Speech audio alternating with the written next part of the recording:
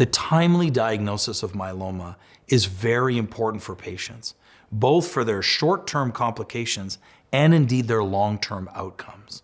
We know that this isn't just a disease of numbers.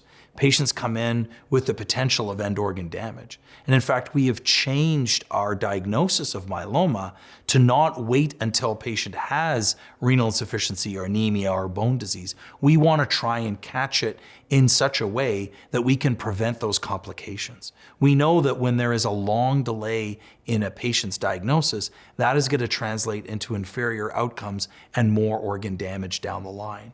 This fits in with our greater interception of malignancies in general, that we always want to catch them at a phase where we can prevent long-term consequences.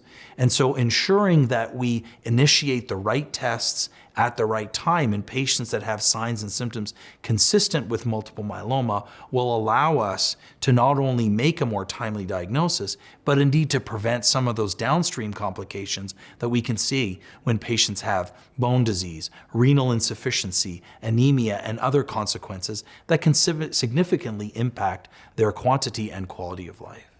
There was a time not long ago when I trained in myeloma that the average survival of patients was really only 1 to 2 years.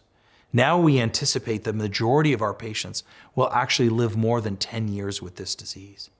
That improvement in survival has been the result of many things, including the novel therapies that we've introduced, but also a more timely diagnosis, where we no longer wait until a patient must have end organ damage, but that with the new slim crab criteria, we are catching patients prior to that end organ damage.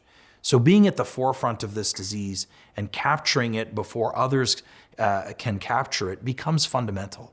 The primary care world is really at the forefront of multiple myeloma in recognizing the early signs and symptoms of the disease, matching that with the right testing so that our patients can have a timely diagnosis, which will influence both their quality and quantity of life.